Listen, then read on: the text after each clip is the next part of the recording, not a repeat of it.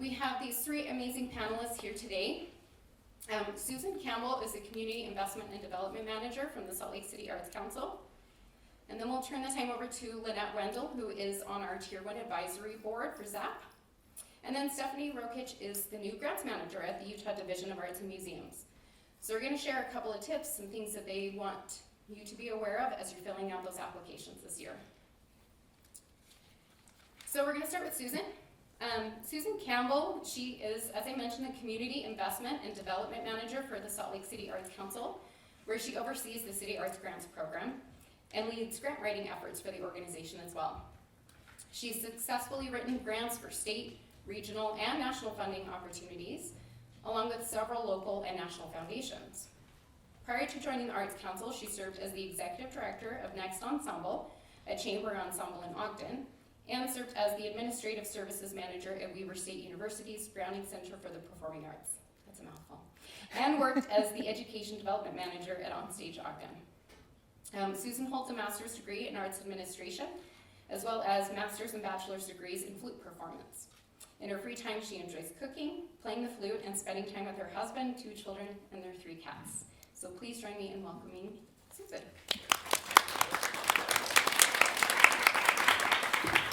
Thank you so much. I'm going to pull this a little bit more forward so you can hear clear. So thank you so much for having me here today. My next line just repeats what Kelsey said about my title, which I apparently like really long titles. Community Investment and Development Manager, Audience Services Manager. It's like, I don't know why they always follow me. So at the Arts Council, we have 3 main grant opportunities each year. The first is the General Operating Support Grant, which is for arts nonprofits located within Salt Lake City boundaries. My organization is city funded, so my boundaries are the smallest here today. And then I think we make it wider and wider. And then Project Support Grants are our second program, and that's for individual artists, collectives, or nonprofits creating arts-based programs that take place within Salt Lake City and include a community engagement component. And then the third grants program is an Artist in the Classroom grant program, and this funds artist residencies in Salt Lake City and elementary schools. So I'm excited to share insights on grant writing. And after the panel, if you have any questions about Salt Lake City specific grants program, I'm happy to answer those as well. Today, I'll be sharing key tips on how to help you strengthen your grant writing, and I'll focus on 3 important areas. What makes a strong project description, so how to clearly and effectively communicate your ideas. Who is reviewing your grants, understanding your audience and what they're looking for. And lastly, ensuring your application is clear and compelling, so strategies to make your proposal easy to understand and impactful. So let's dive in. What makes a strong project description? A strong project description clearly answers the fundamental questions: who, what, when, and where. These details help reviewers quickly understand your project. While the why and how are also extremely important, in our applications, those questions are separated out to focus on. So why does it matter to answer that project description question really well? It's often the first question on your application that the reviewer is looking at, and it's usually a scored question. So you want the reviewer to fully understand your project, and if they don't understand your project, it's likely going to impact your score. So I did pull an example of a weak project description. I made sure that it wasn't you weren't going to be able to tell who wrote it. So the project description, and this is literally pulled right out of a grant application. The festival features live music, interactive art installations, workshops, and performances that engage and inspire our community. With the support of grants, we aim to bring in larger and more diverse acts, enhance our programming with new and innovative experiences, and provide resources for artists to create and showcase their work. We believe that art has the power to bring people together, spark conversation, and inspire positive change. With your support, we can continue to grow and evolve our festival, making it a destination for art lovers of all ages and backgrounds. On the surface, that sounds pretty good. It covers a lot of the key elements that we're looking for, showcasing artists' work and, art has the power to bring people together. But the description actually raises more questions for a reviewer than it answers. What is this festival called? Who's organizing it? Where and when does it take place? A reviewer shouldn't have to search through the application for these basic details. You give it to them right away, get them excited. So an example of a strong project description comes from, and sorry, I'm also advertising for the Living Traditions Festival, which comes up in May. And if you're a cultural organization, applications are due, I believe, February 12th to apply. So a stronger project description would be, the Living Traditions Festival, produced by the Salt Lake City Arts Council, will take place May 16th through the 18th, 2025 at Library Square in downtown Salt Lake City.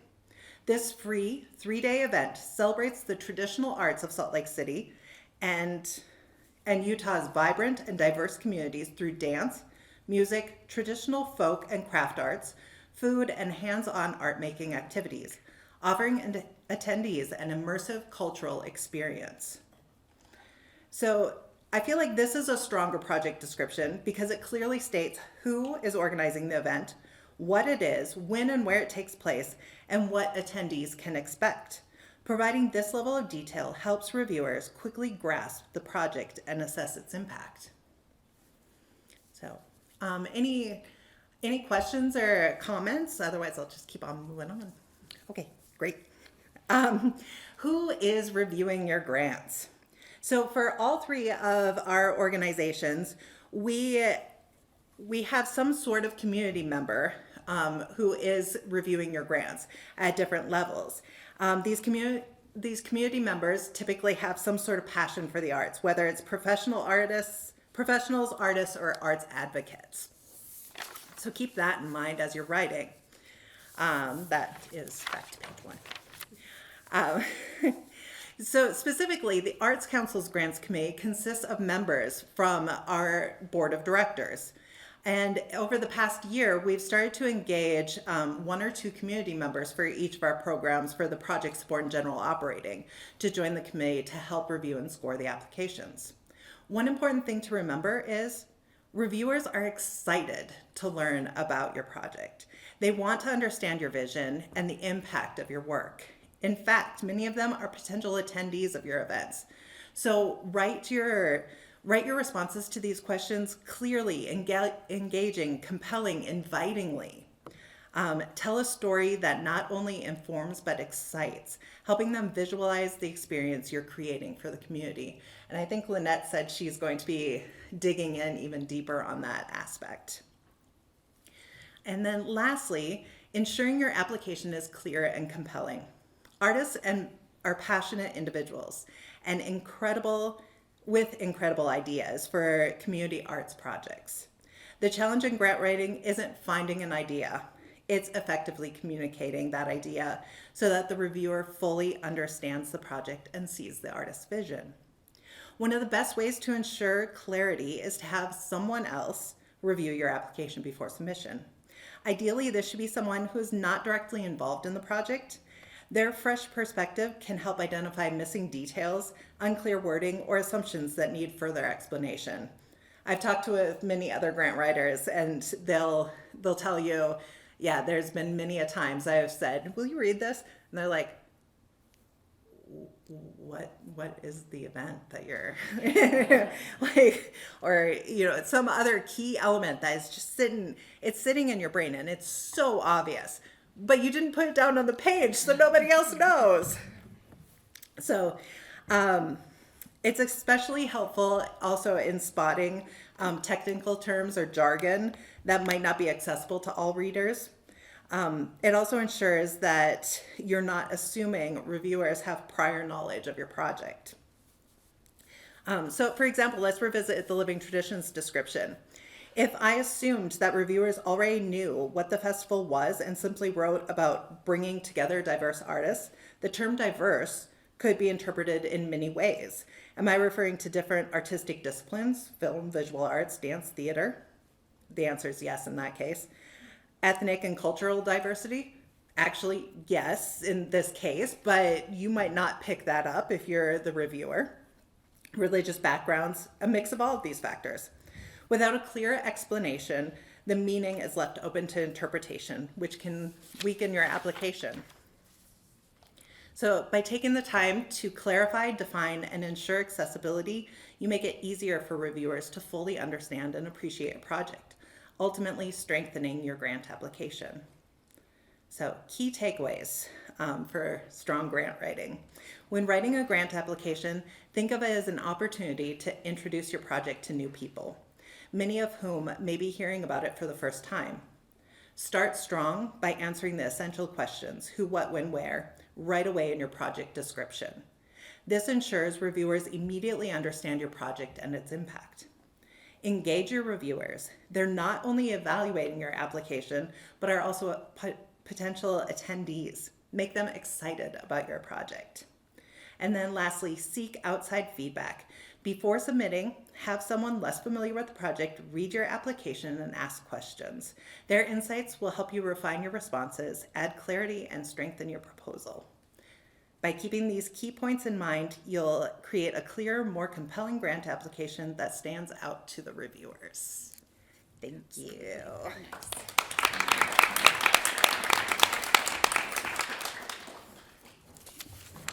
Thank you so much. And I think that we're also passionate about the work we do, and we're so knowledgeable about it that getting somebody else to read it helps us get out of our heads a little bit. So I love that. And if you don't have a person, let me just say, use some AI. Go to ChatGPT, put it in, ask it some questions. That's a free resource tool that's available to everyone. So think about that as well.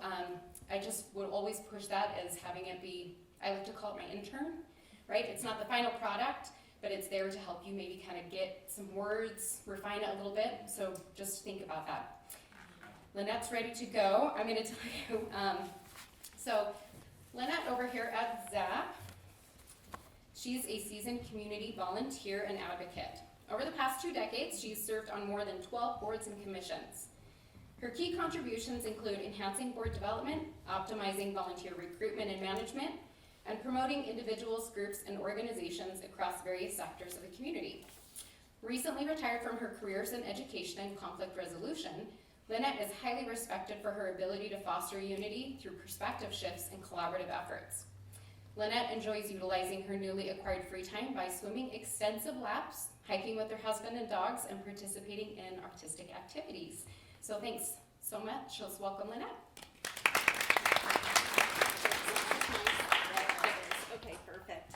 Hi, everyone. I did try to keep that bio really brief, even though I feel like at this age it can be 4 pages long. Excuse me for maybe repeating a few things that Susan said. She's just so highly intellectual and astute. She made some great points, and I'm hoping just to open those doors a little bit wider and let you step in a little bit further on some of those points. One of the things I wanted to discuss with you is when we're talking about your application, we really want you to stand out. And my goal is to help you have effective strategies for showcasing all those amazing things that you do through your application. How many of you are feeling just absolute dread now that Kelsey gave you those deadlines? Yeah, okay. Does anybody, thank you for your honesty and your authenticity. But what I want to help you do is not really look at this application as a dreadful must do in order to help fund our organization and try to get some things done. But I really want you to look at this application as a tool that's going to help you reflect on your previous year. All those challenges, those barriers, those opportunities, the successes, those moments that you really just want to remember so that when you roll out of bed in the morning, you can keep going into work and doing that hard job, right? Which is connecting people in our community to this journey that we call the human life, right? The human experience. So some of the things that we want to talk about, I apologize, I guess this one's pretty big, but is the essential factors for the success of ZAP applications. I can tell you within the first page or two of reading an application, I'm gonna get one of two gut reactions. One is gonna be, oh my gosh, who wrote this thing? Do they know this organization? And why on earth would I give them thousands of dollars of taxpayer money? Honestly, that can happen, right? Or two, which happens absolutely most often, is I'm gonna be pulling out my highlighter and my pen, and I'm gonna be highlighting everything in that application that excites me. I'm gonna be making notes that I wanna learn more. I'm gonna be looking at how can these best practices that this organization has be implemented in another organization. And I can promise you, everybody on our advisory boards are looking to be in your corner. We wanna fight for you. We know the impact that you're making on our communities every single day. So some of the easiest ways for you to start answering some of those questions is to focus on, first of all, the degree to which you adhere to your mission statement. How many of you know your mission statement? Can you show me by hand? Okay, how many of you believe that your mission statement truly reflects what you do as an organization? Okay. Pretty good numbers. I have found in my years of consulting with especially nonprofit organizations and those that serve us on community levels, the more people who know your mission statement and 100% buy into your mission statement are going to do absolute great work. And you're going to be able to use that as what adheres you, right? As your own community, your board, your staff, your volunteers, and fulfilling your goals as an organization. Next two things, so important to us as advisory board members. We need to see that you have a proven understanding of the community you serve and that the effectiveness of your organization engaging with that community. Now, some people in this room might be part of an organization that serves the community at large, right? That there's really no geographical, ethnic, age, right, demographics that we're looking for. And some organizations are very specific. They have a niche, right? They're serving a particular population with particular resources and are looking for exact outcomes. We need to see that in every answer that you provide us. And then the most important way, and I think Susan was doing a great job of talking about this, is you have to share the narrative of your organization's impact and advantages. And we're going to talk a little bit more about how you can do that. Powerful stories inspire emotion and garner support, right? So what is it that you want to be doing with a grant application? You want to convince us that you are worth every penny we can afford to give you.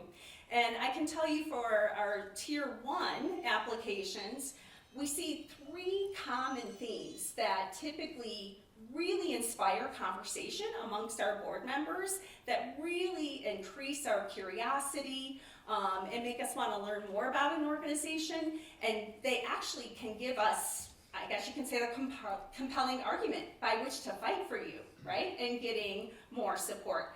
And these come in the areas of in what ways your board, staff, and volunteers contribute to your success. And please know that all three of those are equal partners, right? Some organizations don't have as strong or maybe if any volunteer base, but one of the greatest weaknesses I've seen in applications is not highlighting those volunteers as equal contributors as our staff and our board. How has your organization made a difference in our community? My gosh, that's exactly why you're here, right? You exist to make a difference in our community, so we need to know more about that. And what achievements are you most proud of? If you're not going into this application using it as a tool and using it as an opportunity to stream your successes and revisit what you need to be doing so that those successes are even more compounded in the next year, you're not using the beautiful opportunity we're providing you with those 15 or so questions, right? Please tell us your story. It's the most important thing you can do. Okay, so let's go ahead and talk about your human assets, right? In what ways are your board members, staff, and volunteers essential to your success? What functions does your board perform? We ask a lot of questions about your board, right?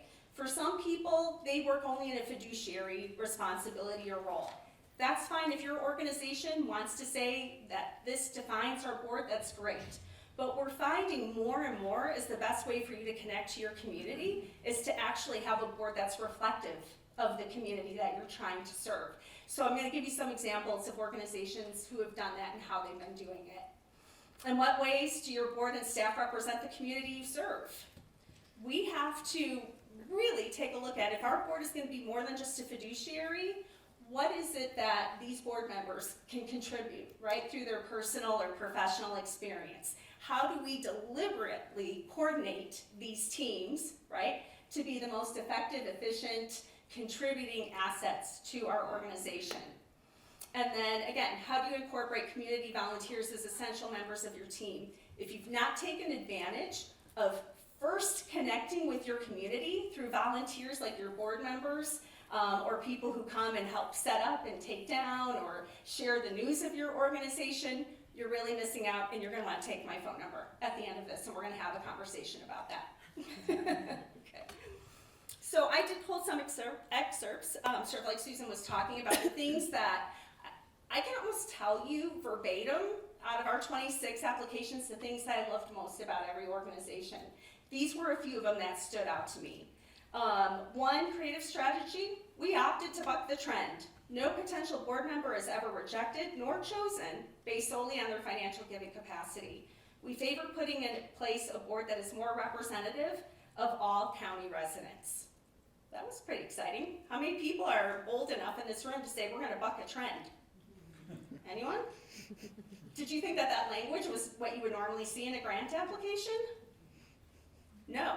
But I can tell you what, the team of your reviewers, your advisory board, were like, ooh, look at these courageous folks, right? They want to make an impact on their community and they're willing to give something new a shot. Next one, because our organization appeals to a large age range, we are especially mindful of including in our staff the perspectives of some key groups, including parents of toddlers, retired grandparents, single young professionals, and those under 40. Do you know your organization that well? That you're going to be that deliberate with how you're choosing your human assets. Another one, fabulous. Board members are highly encouraged to be ambassadors for the organization. They work with our development team on a 5x5 program by which they introduce 5 people to our organization in 5 different ways. This can include forwarding an e-newsletter with a personal note, inviting them to take a tour of our campus, attend an event or volunteer opportunity, sharing some of our products, or inviting them to our annual fundraiser. Pretty cool, right? And in relationship to volunteers, I have a little bit more to say about this again. This is sort of my heart and soul, if you haven't noticed. Over 50 community science volunteers collect data that is analyzed and used by land use managers to make good decisions. They quite literally fill a data gap in current research in Utah. They couldn't do this work without those 50 volunteers, and look how meaningful they are to this organization. Another one which was good, we hosted 90 group volunteer events at a variety of our venues, engaging 2,968 volunteers who contributed 8,926 hours to our organization. I love that, it's meaningful, but I still want to know more, right? And this was all they gave us about their volunteers. All right, the impact of your organization on our community. Again, I feel like that's why we're all here today.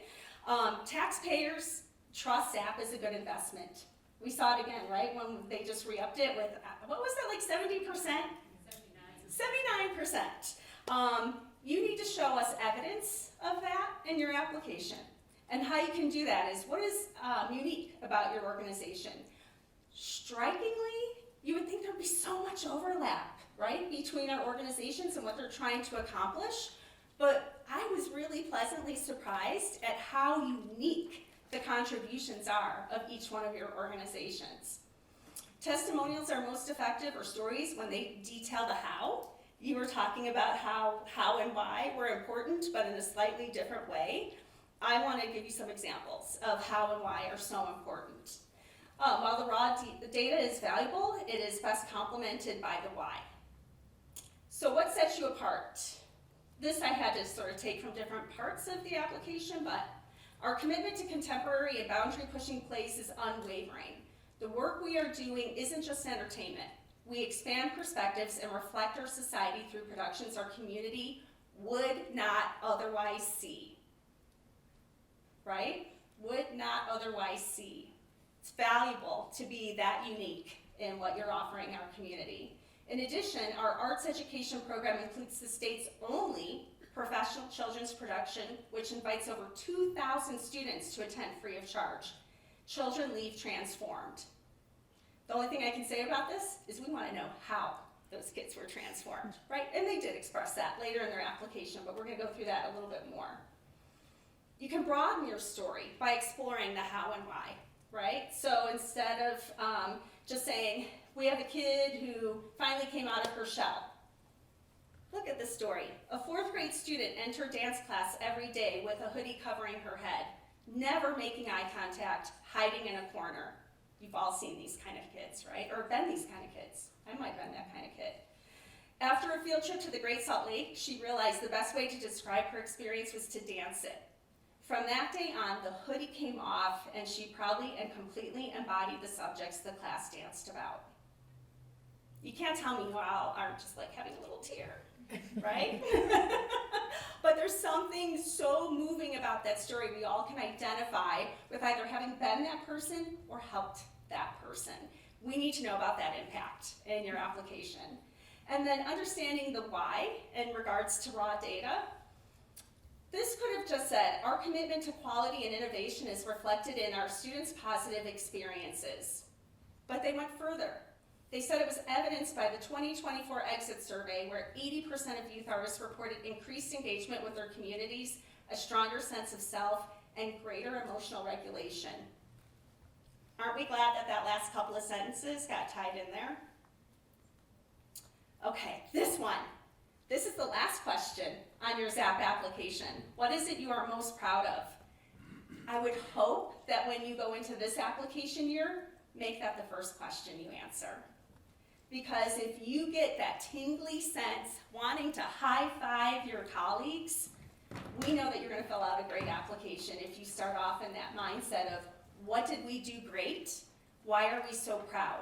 And I'm going to ask you to tell us this story the way you would go home and tell a family member or a friend, okay? Don't just rely on what you think we want to hear as people who can award you thousands of dollars to support your mission and your organization. Come from your most authentic self.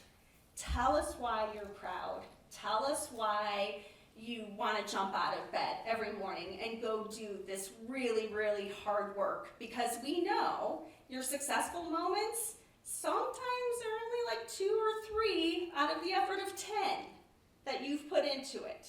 So you don't have to take my advice, but I would encourage you, answer this one first and stem the rest of your application off of it.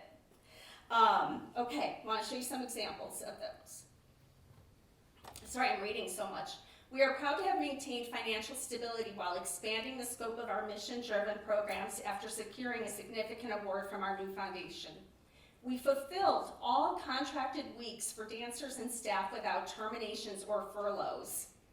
How many of you were impacted by the COVID drop? A lot of people I was talking to earlier were talking about how they're still trying to climb their way back out. Could you imagine the pride this organization had knowing that they fulfilled all contracted weeks for the people who are providing their service to our community? Their engagement numbers show a 24% increase in individuals across all programs compared to last year. 24%, huge, really something to be proud of. And what I really loved most about this is, again, it was self-reflective. Our success serves as a testament to our resilience, adaptability, and unwavering dedication to the arts. See, I'm getting chills again now. Okay. Express, again, what brings you the most pride. We are most proud of our ability to foster a seamless executive director transition that honors our rich history and ignites excitement for the future. We demonstrated such a change can be transformative, required careful planning, open communication, and a shared vision. We have not only weathered the challenges of change, but have emerged stronger, more resilient, and more connected to our community than ever before. Okay, so in the end, the greatest art in the world is the art of storytelling. And I'm going to encourage you, I can't say this for all applications, and Susan did a great job, I think, of telling you about grant writing in general.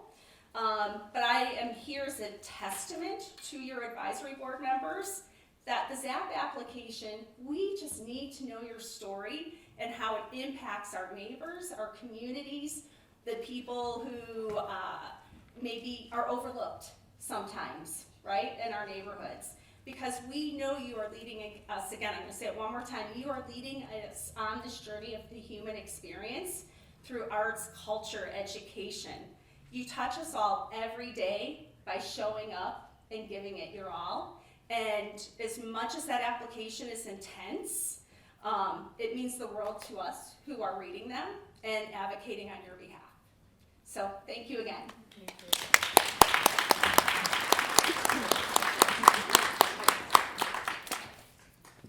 Okay, I'm gonna add another little tip for you. Do not save those stories and finding them and talking to your team members for the week before you do your application. As throughout the year, put reminders for you and your staff, like maybe monthly, maybe quarterly. Did you get an email? Did you have a conversation with somebody? Like, just get those down. It can be a few sentences. And then that way, when you get to the application, you will remember those instead of trying to think, what was that thing? You remember that thing and that person? It's already there for you. So that will save you a lot of time and your staff going, I don't have a story. You do. Just get them throughout the year. Okay, so next we're going to turn the time over to Stephanie. So Stephanie Rokic has led talented teams and orchestrated initiatives that prioritize community voice to drive meaningful change. With a master's degree in community leadership from Westminster University, she recently left her leadership role at United Way of Salt Lake after nearly 12 years to join the Utah Arts and Museums as the grant manager. Stephanie's superpowers include strategic planning, project and grant management, community engagement and leadership, partnership and coalition building, facilitation, event planning, communication and outreach, as well as volunteer management. So she can do it all. And I believe it. When not working, she is busy chasing her toddler and doing art projects with her 5-year-old. So let's welcome Stephanie.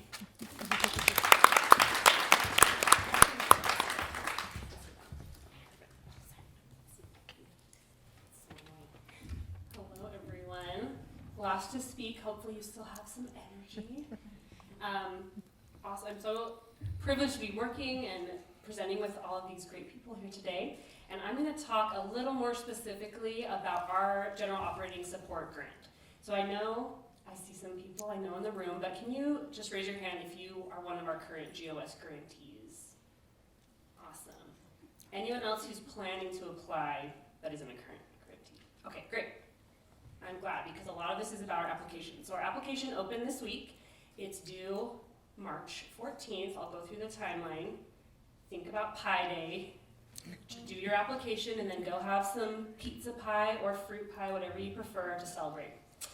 So I'm going to talk about the timeline. I'm also going to go through some of the specifics of the application, including some changes this cycle. We have a community engagement section, which does relate to some of the other things we've heard about, and that's often a place that trips people up a little bit, so I'm going to talk about that. And then we do have a bonus section where you can get some extra points and potential extra funding. So I will introduce what we're going to do for that. Then budget. Who loves budgeting and doing budgets? And right? No one wanted to talk about it, so I'm like, I'll do it. No, I'm just kidding. We're going to talk a little bit about our budget, but again, a lot of the things that I'm going to touch on really will help you in other grant applications as well. So first, I mentioned our grant is already open. We do have an info session next Monday, and there are some sheets with a QR code that are on the ZAP table and at the entrance table as well. I had a little fight with the paper cutter, so they don't look as beautiful as I wanted, but they will work. We encourage you to join that. We also are doing office hours this session, this cycle, and so every Friday we'll be doing office hours from 11 to noon. That's a great time for you to just join, ask any questions if you want face-to-face, and also we hope the applicants can connect with each other, and you know, all of you are probably even more experts at this than some of us on our staff. So we will be doing panel reviews in April and May. Our board approval is in June, and then funding notifications go out in July. So, you know, I really care, and a lot of my background is in getting feedback and making sure those most impacted are part of the work. And so we really wanted to get some feedback on our grant process, our application, and make some needed changes. So we do have a board task force. I sent out, probably a lot of you filled this out, a survey to our current grantees. And then we just have some past feedback. I've been meeting with people. I know Mark and I met, and we chatted about the application, and so just getting some feedback. So we're trying to meet those needs is basically what I'm trying to make. So based on that, we did update our budget template. We have a sample budget. We also have some slides, some of which are here. I just pulled out a few of them today that just give a little more guidance on filling out the budget. I mentioned our grant info session. We will do a big section on the budget. And then we do have, similar to ZAP with the 2 tiers, we do have our simplified application and then our general. We did lower the revenue requirement for the simplified. Before it was $30,000 and now it's $20,000. So if your organizational revenue is $20,000 or less, you have to apply in that simplified category. There is a $6,000 max in that category, and it is just an easier application. So that's part of the reason that we've done that. But those are some of the big changes. And feel free to stop me if you have any questions. Our bonus question we updated to align with our current strategic plan. I'm not going to go, I kind of already hit all these. You can look at the pretty artwork, and then I'm just going to move on. Payments. We know this has been a big change. So with some legislation that came out last year, we do have to process payments in splits. I don't want to go too much into that, but just know for grantees, they'll get 90% of their award once their contract is executed. Then we'll have a final report due upon which we can process that last 10% payment. So it's basically a reimbursement is how that 10% works out. We also will ask if you receive any other funding from the state. So this is a question we've had to add in, and you can see the question there for the time frame July 1, 25 to June 30th, 26. You need to just list any funding from the state that you already get.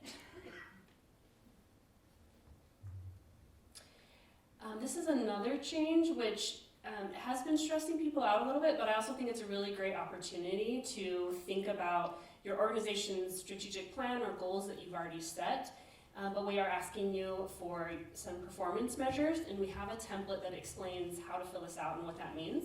But it's really a good chance to say, what is your organization focused on this next year? What are your goals? And let's put an actual number to them, right? Think SMARTY goals. And we're going to ask you for those in the application as well as in your report. We're not at this point really doing anything with those other than just trying to understand what goals you're working toward. So I mentioned the community engagement section. We have 3 sections that are scored in the application, and this is one of them. This is very similar to what we've heard about from Lynette and Susan, but really showing that you know who your community is, that you're engaging with them and getting feedback, and that feedback is something you're incorporating into any programmatic changes or anything that you do differently. We've had questions before like, well, I don't serve my immediate community. And we're trying to emphasize that community doesn't have to be based on where you are, right? As you mentioned before, there's a lot of ways to define community. Some of our grantees, community is based on visitors to the area. Most of their community are out-of-towners who come. That's great, that's totally fine. We just want to understand that you know that's your community, and also that you know who's not coming and who might be your community. And are you thinking about that? Do you have plans to engage them? Maybe you want more children to be involved. What are you thinking about that? How are you kind of approaching that? We do encourage you to look at census data, so do know some of those demographics in your area. But again, it's just demonstrating that you have a kind of target audience, you're thinking about who's coming, attending, who's there, and also who's not.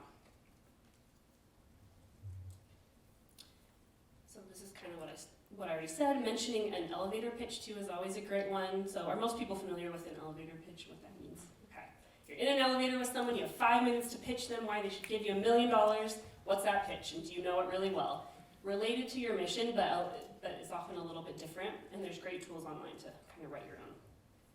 Also, just showing that your organization is an asset to Utah.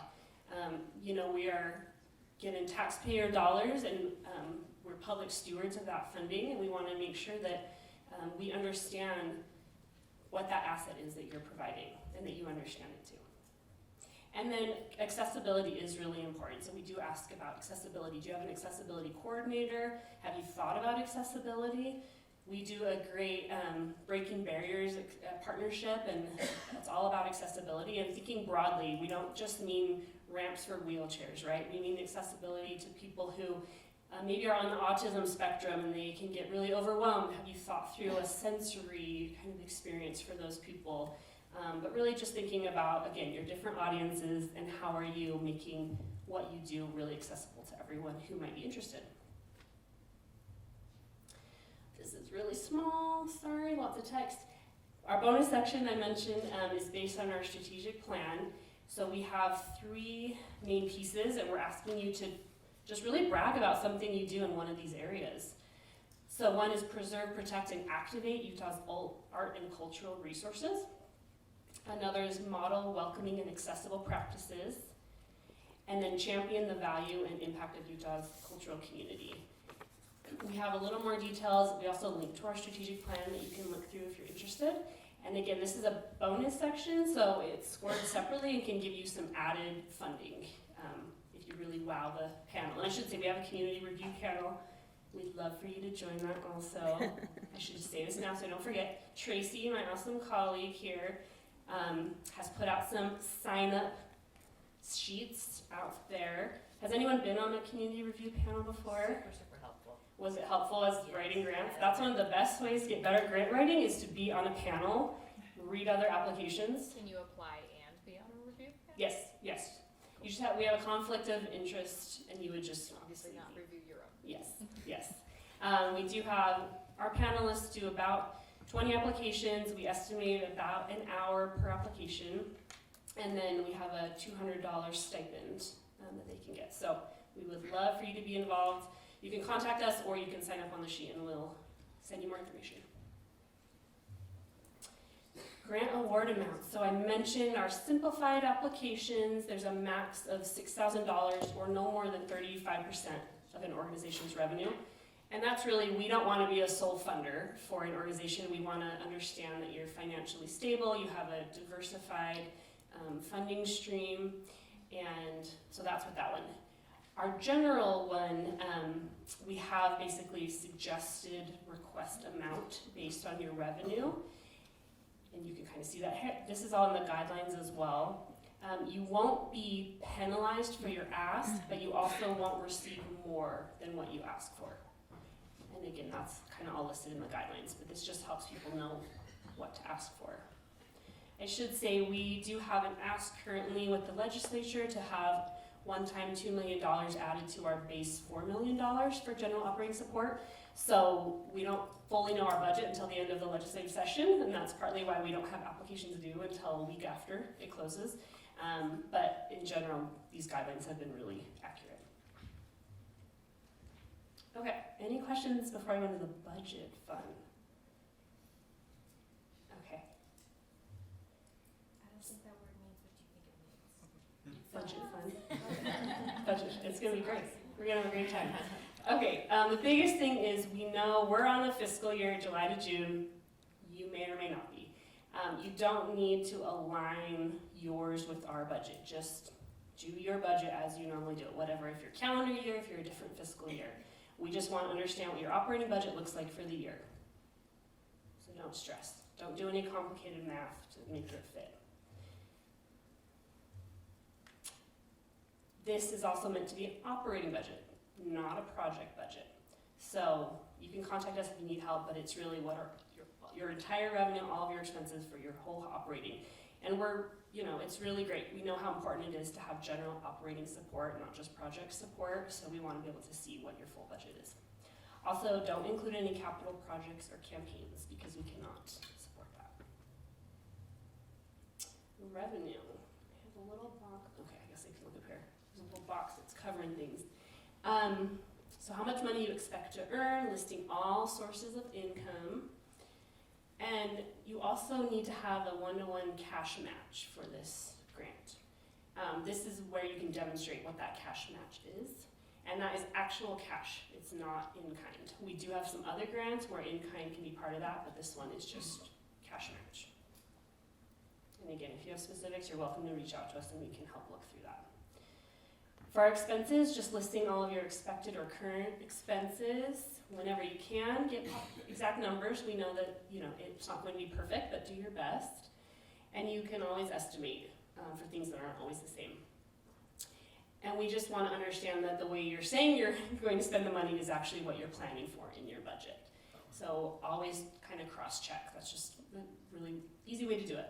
And also we do have things that are allowable expenses and things that aren't. I mentioned capital campaigns or not. We have a list online of generally allowable expenses and not allowed. So that's something I would encourage you to look at before you start filling out your budget, just to make sure those are all okay. And then I know Lynette especially talked about volunteers, but we want to understand what are those in-kind donations you get. So are you tracking your volunteer hours? Do you have good estimates for that? Or other in-kind services, maybe a professional, donated time to build something for you. That is really great and important to understand. So we do have a place for you to add that, and we do include the independent sector's value of the volunteer time, so you can use that to estimate what that monetary value is of those in-kind donations. And that is usually updated every April, and I think we have the most recent one in our budget. This is just general our contact information. Again, we'd love to have you at our info session, but you can reach out at any time.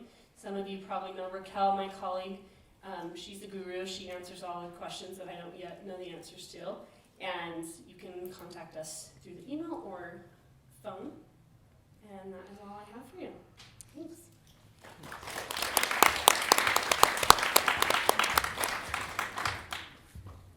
All right, thank you.